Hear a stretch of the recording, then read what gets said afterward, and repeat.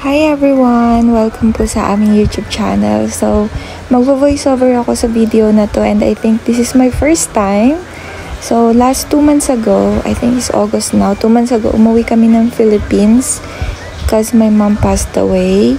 So, hindi talaga, until now guys, hindi ko pa rin ine-expect na wala na yung mother ko. Kasi she's very young. Sobrang bata pa ng mother ko. 49 years old lang po siya. And hindi namin ina-expect lahat na mangyayari yun. So, yung mother ko po ay may sakit siya. Meron siyang lupus. Meron siyang diabetes. Lahat na meron. Na-stroke din po siya. And then, meron siyang heart problem and everything. So, nung umuwi kami, nagstay kami sa Philippines ng 2 weeks. And ayan yung burol niya. I think 6 days. Yeah, 6 days. So, lahat ng relatives ko, lahat yung family ko, nandito, umuwi po kaming lahat. Except dun sa parents-in-law ko na hindi ko na naisama kasi matanda na sila daw. Gusto nilang sumama pa uwi. Ayan, yung mga friends ko.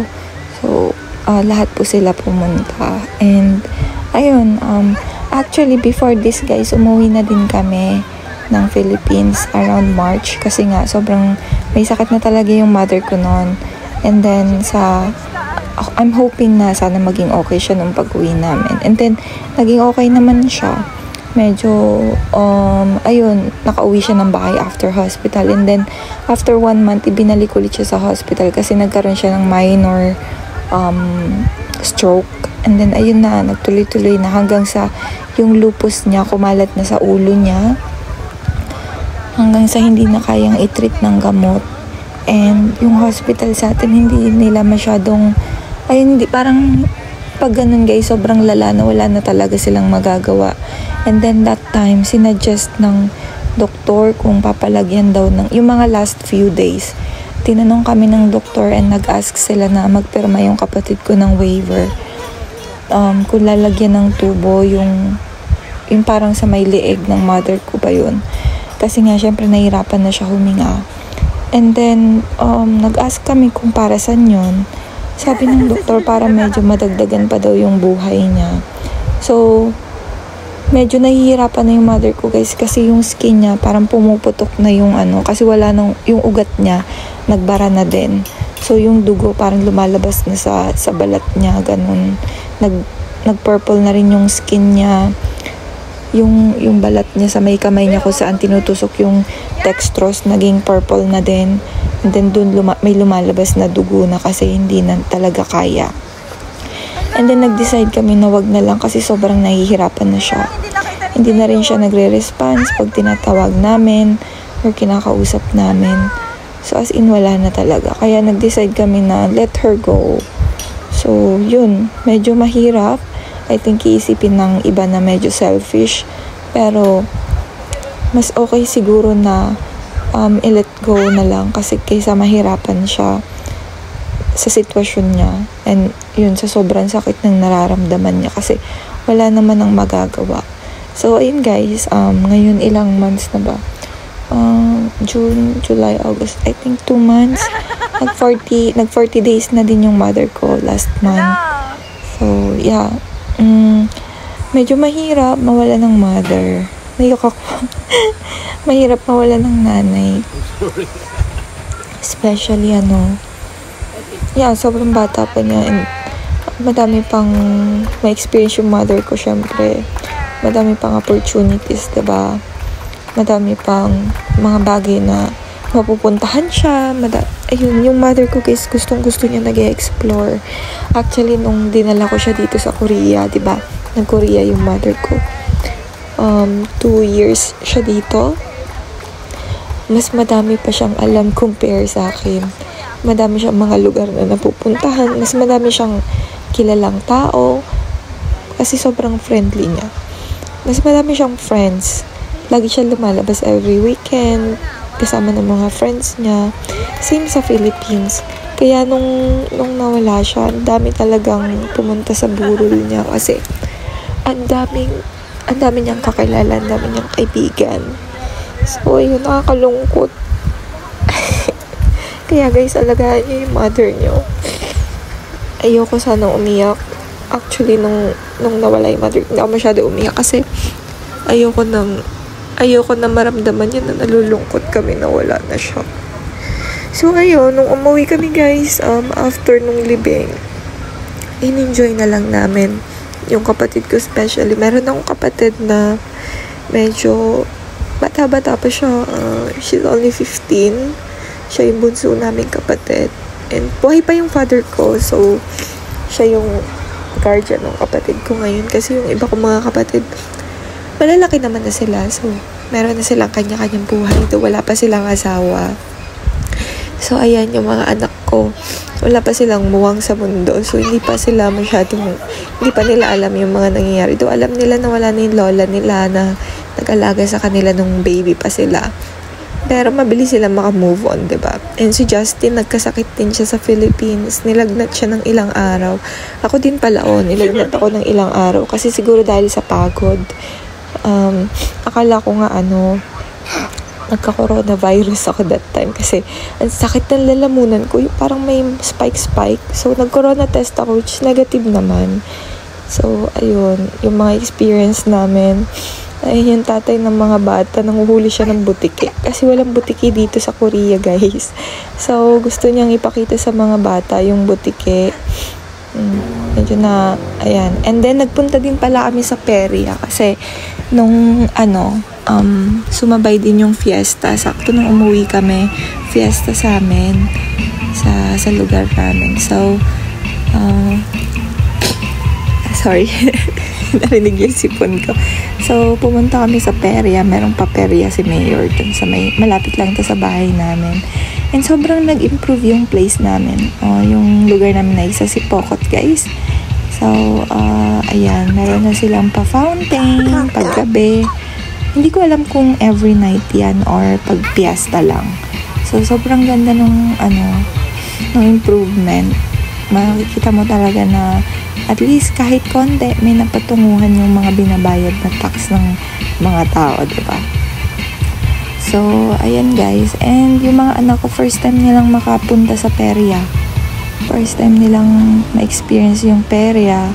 Yung sobrang colorful, maingay na music, lahat. Lahat first time. And sasakay din sila sa rides. Ako kasi ayoko sumakay sa rides kasi natatakot ako. Matatakotin ako. Sobrang takot ako sa heights. Yung sa mataas especially and then sa mabilis. Ayoko ng sobrang bilis na mga sasakyan. Ayoko na sobrang taas kasi feeling ko malalaglag ako. Kaya nga hindi ako pwede maging flight attendant.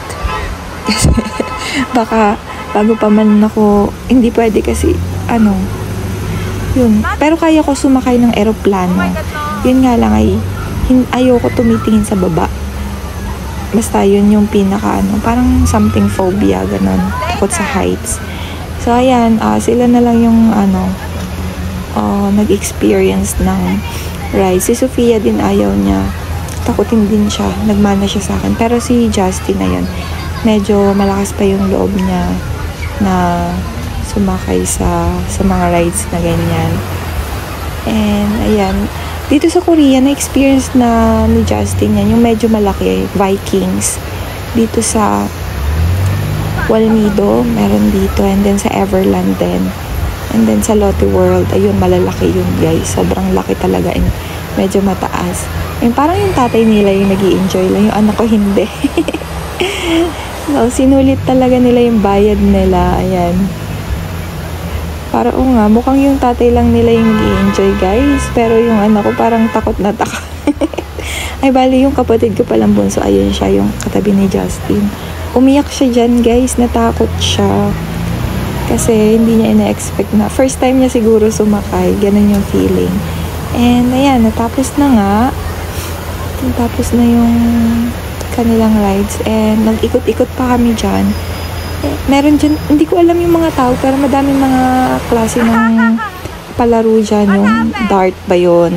Merong dart, tapos merong yung parang sugal, I don't know, yung baraha na pinapaikutan ng bola, tapos pag huminto yung bola, yung may mga ganan. Ayan yung octopus. Gusto nilang itry. Sabi ko wag na kasi mukhang delikado. Kasi parang magkakalasan na yung yung mga parts ng octopus. Ayan din. Actually, nagbayad na kami guys. Nagbayad na kami dyan. Ang problema nga lang is hindi siya safe. Sabi ko sa anak ko wag niyang itry kasi parang hindi safe. Parang, alam niyo yun, wala siyang seatbelt. So, baka tumalsik yung anak ko, diba? Delikado. So, ayun. Hindi ko na lang, sabi ko, wag na. And si So dito na lang siya sa, ganyan, talon-talon siya dyan. Wala masyadong tao. Kasi siguro, late na. And nandiri si So dyan, kasi madumi daw. Sabi niya, parang may tae or something. Sabi ko, mancha yan. Hindi nila napunasan. Madumi nga naman, guys. And look at her pants. Sobrang dumi. So, hindi siguro nila nalinis and nandidiri siya. Ayaw niya umakyat kasi madumi daw. Oh my God. Siguro need pa ni So magstay ng ilang araw sa Philippines bago niya ma-realize na yung maduming kapaligiran ay normal sa Pilipinas. So, medyo nandidiri pa siya dyan. And, ayun nga guys. And, nagpunta rin kami sa Ukay-Ukay. Actually, namalengke kami. Tapos, ayan, sa Ukay-Ukay, nagtingin-tingin ng damit.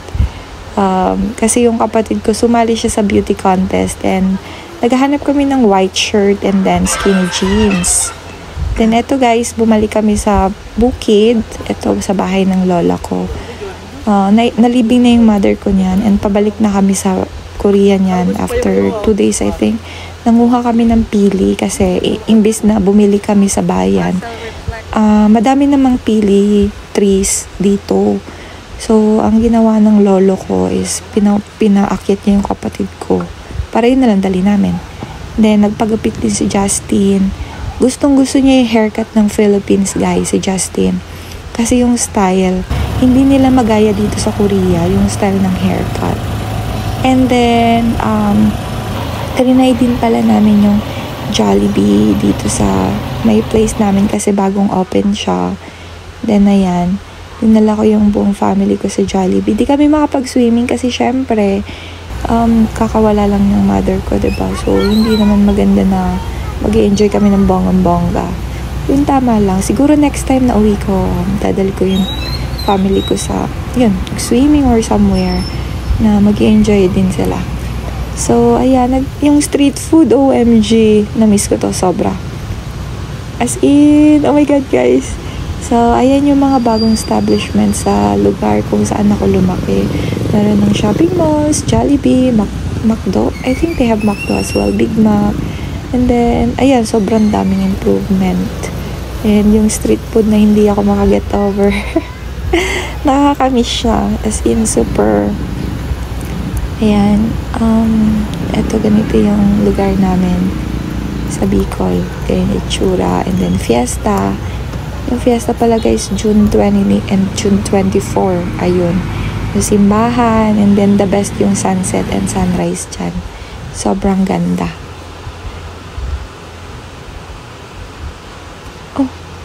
Oh my God. So, eto yung last day guys na nag-aantay na kami ng bus pauwi ng Pilipinas, ay ng Korea pala. Say thank you. Bye-bye.